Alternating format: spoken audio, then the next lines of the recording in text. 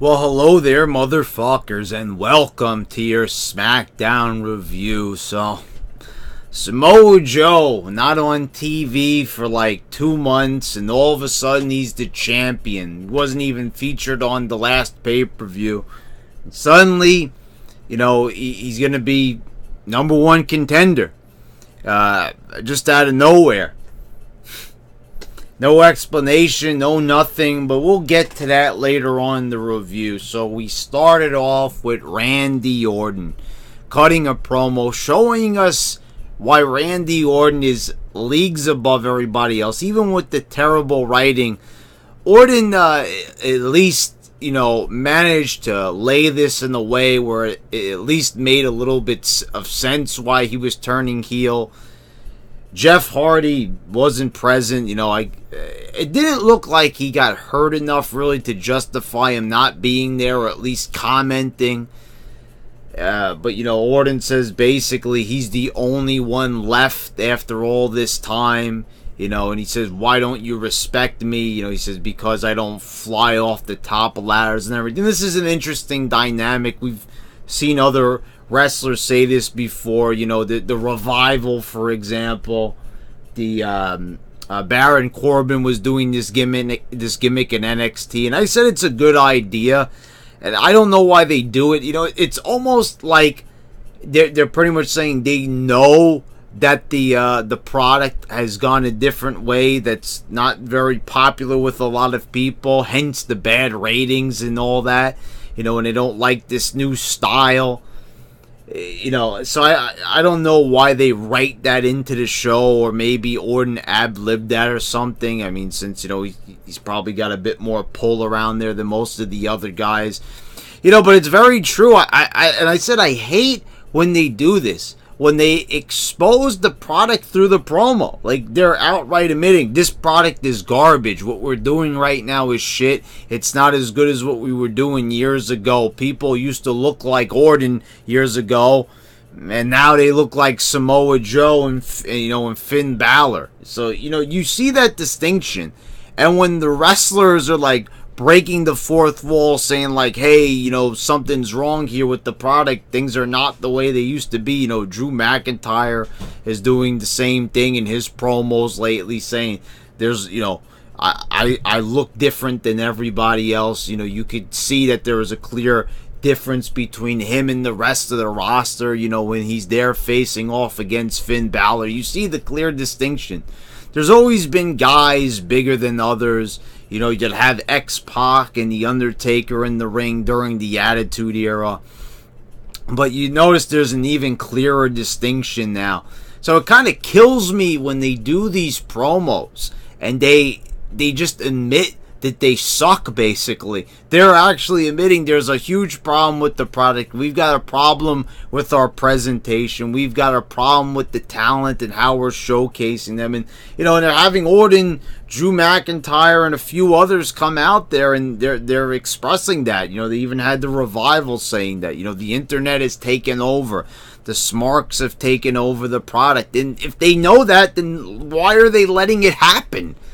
This is what's so perplexing to me. If it's coming out in promos, and it's not just a few promos, it's been more and more as time goes on. So why are we not fixing these ineptitudes with the product? I don't really get it. Why are we not fixing the problems? We're writing it into the promos with the wrestlers, expressing their dislike in the way how the business has gone. So why are we not changing that? Instead of writing it into the promos, all I'm saying is, how about just improving the product so we could actually get, better. The promo should not be about how far wrestling has fallen, how far the WWE has fallen. When we've gotten to that point, there's a big problem. You wouldn't hear this during the Attitude Era. They did it every now and again, but it led to the product getting better. And, now, like you had Jim Cornette cutting these little promos, remember when he would be exposing the business and breaking kayfabe and all that, but that led to the Attitude Era and more, and Vince McMahon making that announcement, we're not going to insult your intelligence anymore. Now they do it, and then they just continue on. And you would see that for the rest of the show. You know, the Orton promo, it came and it went, and then it was back to business as usual. Cien Almas defeated Rusev in the first match. And, like, here we go right away with things just, you know, perplexing as all hell. So, Rusev, last pay-per-view we had, I'm all ready for it, was Extreme Rules. Rusev is in the title match against AJ Styles, and already he's back here losing again. So, you know, Almas loses last week to the champion. Then, you know, now he defeats the challenger.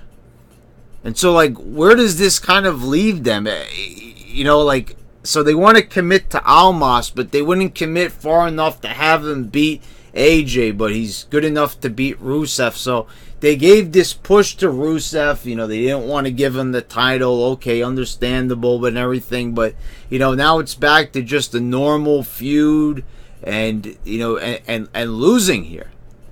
So, like, who's getting over here? And I get Rusev is over with the Rusev Day stuff, but they're not taking advantage of it. It's not going any places. I said, just like with all the talent, it just stays stagnant.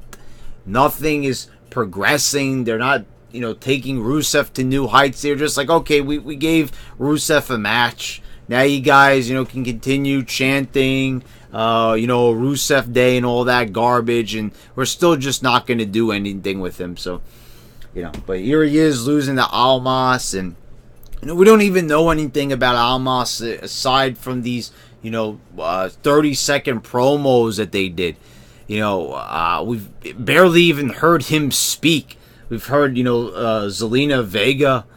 Is that even her name? Is it Selena? No, it's Zelina Vega. Something. I don't know the correct pronunciation of her name, but whatever the case may be, we don't really know much about this character. We were led to believe he was going to be some sort of Alberto Del Rio ripoff, you know, sort of like a hand-me-down Alberto Del Rio.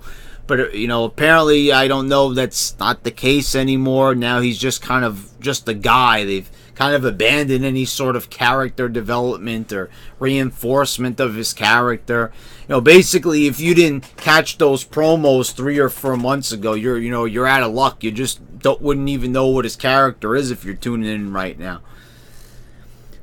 So during the match, Lana got into it with Zelina Vega. Aiden English pulled her off of her, and then she pushed Aiden into Lana. Rusev, you know, got all distraught, and he gets beat by Almas.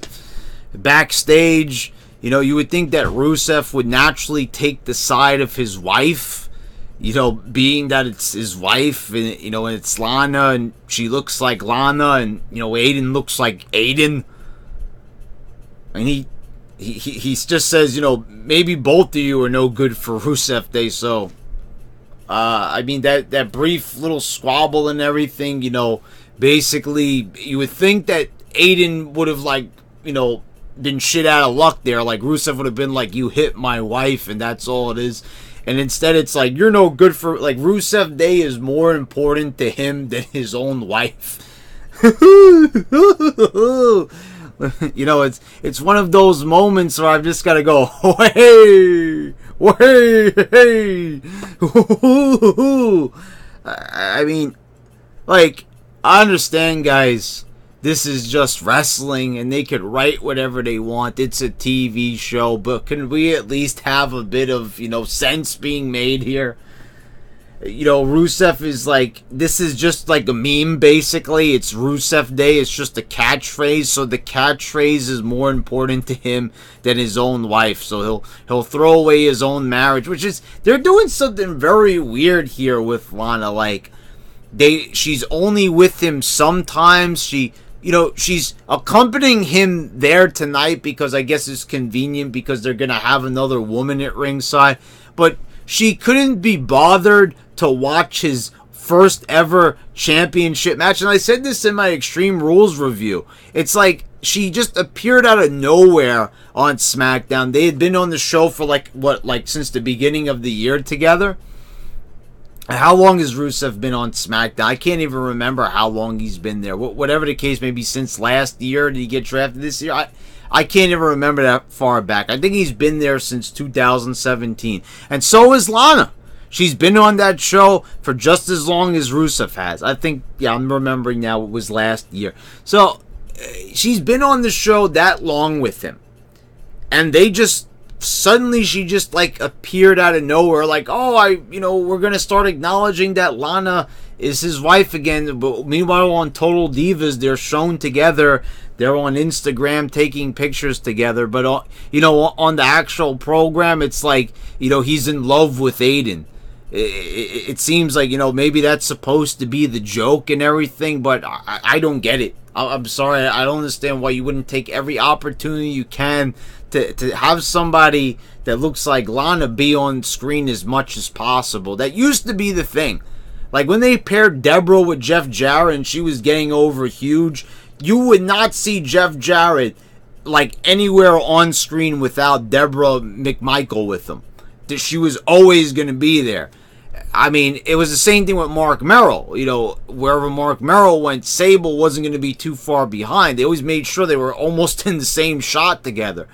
Because, mostly the woman was responsible for getting that guy over. And for a large part, you could say that even back in like 2014 when Rusev was brought up to the main roster, you could really credit a lot to Lana getting Rusev over. It had a lot to do with his presentation, to have an attractive girl there with him. He wouldn't have got to that same level if it wasn't for Lana. So why they wouldn't still continue on with that, especially when they're breaking kayfabe and it's all over the internet and they have the show Total Divas and everything and they're exposing, Rusev and all that. Why wouldn't they take every possible opportunity to show them together as a couple on screen? I don't see how it could hurt Rusev, but they seem very weird when it comes to this. I don't get it.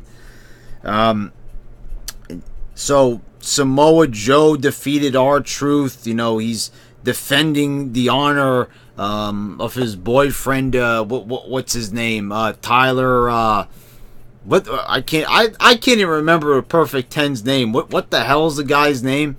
I can't even remember. The Perfect 10 guy. Honestly, I can't even remember his name. And I'm not even trying to do it to be funny. I'm usually pretty good with these guys' names, you can kind of see. But I don't even remember his name, for God's sakes. Anyway, it's Tyler in there somewhere, I think. Anyway, R-Truth in a squash match with Samoa Joe. All of a sudden, Samoa Joe is just off TV. They can't figure out what to do with him. Joe squashes R-Truth. R-Truth, all the talent in the world, the ability, the promo skills. They drafted him to SmackDown. They don't know what to do with him either. I don't get it. He's facing The Rock 1 year in a tag with the Miz, against John Cena and The Rock, and then you fast forward 7 years and the guy is basically a nobody. So they don't know what to do with him. Asuka defeated Billie Kay. So, guys, we're going to have a women's pay-per-view. And you're going to have matches like this on the show. You just know. And I'm trying, after I ranted on my Raw review, I said to myself, I was starting to have some regrets. I was like, well, they are saying, they are getting it out there, that there are going to be women from the past on this show. And guys, go back to my Royal Rumble review. And around the time of Royal Rumble, I said that match was going to bomb. And I was wrong, and I had no qualms about admitting that I was wrong about it. You could go back and check it. There's verbal and, videographical footage of me admitting to my mistake. I said that Royal Rumble to me was more exciting. The Women's Royal Rumble was more exciting than the Men's Royal Rumble. And I said this was mostly due to the women of the past being involved in it. Seeing Lita, Trish was in there, right? Yeah, she was in there. Beth Phoenix, Nikki Bella coming in there. Michelle McCool, I said, all these girls in here, it made for a great match. And, I was putting this match over like crazy. So I said I was wrong. Because I'm all here saying, oh, the men's Royal Rumble is enough. But the men's Royal Rumble just, it didn't go over with me well. And I said there wasn't enough surprises. It was kind of bland to me. It was okay, whatever. It was serviceable. But I said the women did a good job in that match. And they all did their part to make it look good. But now we're talking, I know it's an hour match. But now we're talking about a whole pay-per-view. And remember, guys, pay-per-views are now 4 hours. So, you damn well know with the first ever women's pay-per-view, Evolution. By the way, I don't think I mentioned the name in the Raw. First of all, Evolution. That is such an overused name. I mean, it's the name of a faction in WWE. I don't know why they would use that. I mean, it's, again, the Women's Revolution. That was 3 years ago. Now, we're Evolution. What we're evolving into, I don't know. Evolving into a bland pay-per-view. So, obviously they're not going to have that many women from the past. But it will be interesting to see them integrated. And they're very weird when they come to nowadays using legends. Like, I don't know how they're going to do this. I hope that they have these women from the past on the shows working with these newer girls. But you see, even with Mickie James, she's even having a hard time helping some of these girls get over. Because they're having a hard time even keeping Mickie James over on the show. So it's kind of hard for her to help younger talents get over when she is having a hard time getting over due to creative. So, I hope that they have girls like Lita and Trish Stratus on Raw. That would make but that's, the current product, that's too much to ask for. Because we have Ronda Rousey that's getting suspended every other week. They don't know how to keep these girls on the show. They don't understand that to build up to a match that people actually need to physically be there. Which is why they have this horrible deal with Brock Lesnar. I mean, they're gonna fuck up the build to this pay-per-view. Like, I'm gonna tell you guys, this pay-per-view could work. It could be a great pay-per-view. I mean, could you imagine if we could just get some good matches, some good build like Alexa Bliss and Trish Stratus and, I don't know, put like Lita against, I don't know, Mickie James, something like that. Maybe get Michelle McCool in there.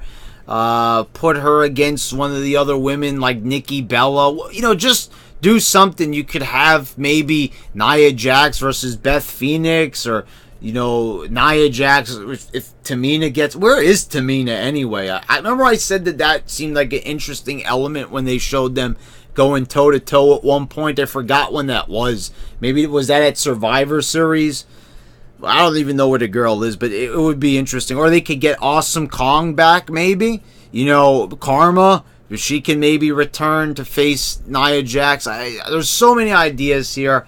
And Ronda Rousey, just think of the possibilities of who she could wrestle. You could just, I don't know. Maybe put her in there with Trish Stratus. I don't know. Make Trish turn heel or something, and they could have. You could have something great. But like I said, these are just ideas off the top of my head. I'm thinking of ways, but that they're gonna bomb. And it's not me being negative. I mean, look at the current product. Even some of the smarks even admit that the product is garbage, which is why I'm saying I don't even know where they spend money on these events. They have the opportunity to have a really good show, but they're not going to be able to. You're going to have a lot of these bland. It's going to be like November. I mean, I keep saying November to Dismember. That was a different pay-per-view. That was a good pay-per-view by ECW, by the original ECW. The WWE CW pay-per-view, December to Dismember, had a lot of randomly booked filler matches on it. And I've got a feeling we're going to get the same thing. They're just not going to give the care and attention to it. You have like 2 women's segments per show. They're not fully committed to the women as much as they are the men. So we're not going to get that as much. The women are like the cruiserweight division. And you see how well 205 Live has gotten over. They don't even feature those matches. Now, I know Triple H is giving the bullshit reason. Oh, they're going to feel more exclusive. No, that's not the reason why. It's because not even the Smarks gave a shit about 205 Live when it was featured on Raw. They probably checked the ratings and saw that people were clicking their TVs to different channels when the 205 Live Cruiserweight matches would happen. That was probably the real reason why we haven't been seeing it. And for all the people that were crying about Enzo, well, you see after Enzo left, and you see after Neville left, that the 205 matches waved bye-bye because no one gave a fuck after those guys got off the TV. The only complaints were from the in-house crowd and, you know, people on the internet. But everybody else who's like actually watching on TV, they were probably more inclined to stay tuned for Enzo and Neville based on the look and the presentation that those guys brought to the show. But you notice. So anyway, pretty much with the women, you know that it's going to be bad. It's going to be really bad. And you look at a match like Asuka and Billie Kay, and you know that you're going to pretty much get what you're seeing here. It's going to be just some fucking boring bullshit. Weirdly placed on the show, they had this odd segment where they had a contract in the middle of the ring. AJ Styles is in the ring, cutting the promo. Paige is going to make an announcement at who it's already like been pre-selected who the challenger is. So she already knows who it is. And then we're going to get to that in a minute. So Ellsworth comes out. So this was entertaining. I enjoy Ellsworth. Like I said, he brings an element of character and comedy to the show. You know, something he might be a bit, you know, corny and cheesy, you know, and maybe not as well produced as he possibly could be. But hey, he stands out among the crowd. That's why I put him over in my review sometimes. You guys know I didn't like him at first. But compared to the other people on the show, I would say that, you know, Ellsworth is more exciting to me than Samoa Joe, for God's sakes. So you know, anyway, so if you didn't watch the show, you're already going to see the spoilers right there. So Ellsworth gets fired, you know, again, you know, didn't this already happen? Ellsworth now, you know, he just came back, he's already fired, they throw him out of the building. Then all of a sudden, Samoa Joe comes out from behind and, you know, traps him in the coquina clutch, and then he signs his name on the dotted line. So apparently it's like, and then we find out backstage that is who was selected. That's who Paige selected. So AJ didn't even know who his own challenger was going to be. Like, so the challenger knew before the champion. This was just very odd. Like, he signs his name on it. You know, I don't know, like, exactly, like, what this was supposed to be. Like, usually, like, the way how they do contract signing is, like, they announce it, and then they sign the contract. I'm not saying that they always have to do things by the rules, and I guess credit for creativity, but I was just confused here. I was like, okay, so I guess it's going to be Samoa Joe. I thought it was, like, going to be, like, she was gonna choose somebody else, but Samoa Joe took the initiative and signed his name before that person. And I don't. The thing is, he wasn't even on TV, so all of a sudden now he's good enough to challenge for the belt. They couldn't figure out what to do with the guy. He wasn't on TV. I found that he wasn't like injured or anything. But, you know, and he wasn't on any pay-per-view. It was just kind of the same thing with Cesaro and Sheamus. They're not showing up, and then all of a sudden, Joe just shows up, and, oh, no, now he's challenging for the belt at like, the second biggest pay-per-view of the year. Okay, so the Smarks get the little ROH match, the little TNA match, and, you know, I don't know, are they going to give Joe the belt? And, you know, guys, like, how is Joe still wearing the same trunks after all these years? Does he ever change his facial expression? Does anything with his presentation even change? No. That's what I'm saying. Even with the idea being a joke of Ellsworth, I mean, at least we would have gotten better promos, more unique promos that were at least funny, a little bit entertaining. Now we're going to see Joe getting super serious on AJ, and you know, AJ's reactions as a face, he's just so goddamn annoying. I'm pretty sure that's not a saying. I can't stand him as a babyface. I understand that maybe AJ looks like a babyface, he does, but we saw in TNA that he's just, I don't know, he's just too damn cheesy as a babyface, and he's just not being produced well. It's not his fault. I'm sure if this was any other day and age, or we had a better creative team and McMahon hadn't completely lost his marbles, I'm sure that AJ would be a good babyface, but that's not the case here. Becky Lynch defeated Carmela. Champion loses here. Becky Balboa goes over. Does anybody give a fuck? I mean, so they forget about Becky Lynch for like 2 years already. They realize how ridiculous it is now that she hasn't been really featured in any pay-per-view matches or anything. So it's like, oh, remember Becky Lynch? Well, now she's going to have a title match. Well, now it's her turn. So the funny thing is about this match is Carmela has this kick to the face, the super kick, whatever it is, the savate kick. She kicks, Asuka, gets the win. Charlotte, that's how she took the title off Charlotte. By the way, where was Charlotte? Is she injured? I guess so. I like to think that she probably is injured, because if they're not using her, how did they, this is what I'm saying. Guys, what I said in my Raw review.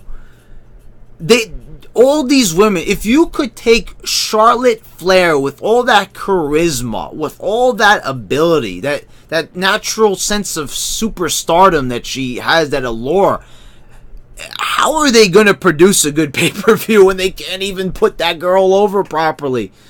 It shouldn't be that hard, but apparently it is. So anyway, so she beats these girls with this kick. The finisher is getting over. Finishers are meaningless now, and now her finisher is meaningless. As Becky Lynch simply kicks out of the move. So no one is ready for Asuka. Even Asuka couldn't take that kick. She goes down for it. And I'm like, hey, the move's getting over. It's good. It's making her look like a good champion. It's making Carmella look like a good champion. But right here, kicking out of it. So Becky Balboa, I mean, I guess that means that she's better than Charlotte right here and Asuka. They're not good enough. So I don't. They put so much into Asuka and Charlotte over the past couple of years, and it's just like they're just completely obliterating all that progress they made. They always do this. What is the point of building anybody up in this company when they're just going to completely just not even knock them down sometimes? They just completely don't feature them. Like Samoa Joe. He has the match with Brock Lesnar, and then they just simply forget about him. He's not even featured on the show.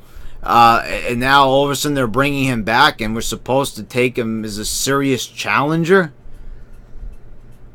Then it was the New Day. It's the first round of a tag title another tag tournament.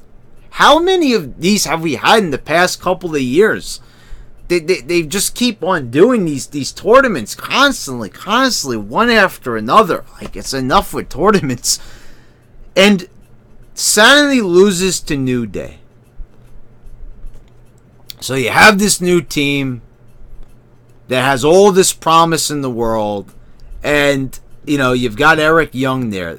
This is a guy, all this character, the presentation is already there. It was already, the groundwork was already laid by TNA. No requirements needed here to really get Eric Young over. He's already gotten himself over. He's already gotten his name out there. Just reinforce it, basically. Let Eric Young do what he has to do. Let him play his character out on TV, and they can't even do that. Just, why did they bring them up to the main roster? Just to have them lose all the time. I mean, this is such a great little faction that they have, and they're just ruining it with every step. They didn't even feature on the last pay-per-view. I don't know. So, the Usos are at ringside. They were doing Taz's gimmick, doing the old school announce voice. Whatever. So, whoever wins the tournament is going to face the Bludgeon Brothers. And then at the end, we had The Miz cutting a promo. he was, you know, doing a celebration for the Miz and Mrs. show. That's what channel is it on? E or MTV? I don't even remember. But anyway, we're fine. Bryan interrupts. He throws the fake baby at him, gives him the skull-crushing finale. I like this segment pretty much. The only problem I have here is the WWE Championship announcement was in the middle of the show. And even though I wasn't thrilled about how that was presented, you would even think that at least maybe that... That's what I'm saying. Like, AJ is the champion. And I don't know if maybe they get better ratings in the middle of the show. That's why they do it. But if that is the case, maybe they should take the belt off of AJ. Maybe they should make a few adjustments instead of making Samoa Joe, of all people, his challenger for the pay-per-view. Maybe they should have changed who the champion was or changed things in the championship picture months ago instead of waiting this long. I guess not. So, you know, this is the main event. People who don't even have... The world champion should always probably be the last thing that you see on the show. I said this. It had always been the thing since the Attitude Era, since the Ruthless Aggression Era, even for most of the PG era. The last thing when the show would go off the air would be the WWE Champion or the World Heavyweight Champion, whatever it was, if it was the brand split or not, because that is the... If you're going to put the belt on somebody, they should probably be your main guy. That should be the guy. That should be the top dog in the company, because otherwise, you know, why would they have the championship otherwise? But we've been doing this lately. We've been doing it on Raw even, where the IC belt is featured in the main event. I get Brock Lesnar's not there, but maybe that's a problem that needs to be rectified. Probably be rectified at SummerSlam, because I can't see Brock holding on to the belt beyond that point. But anyway, okay, so we're finally getting the Miz and Daniel Bryan. It's long overdue. And once again, Miz takes a shot saying that the baby has accomplished more by being on a national television program. You know, he's accomplished more than Daniel Bryan has since his return. Once again, exposing the fact that they don't know what the fuck they're doing.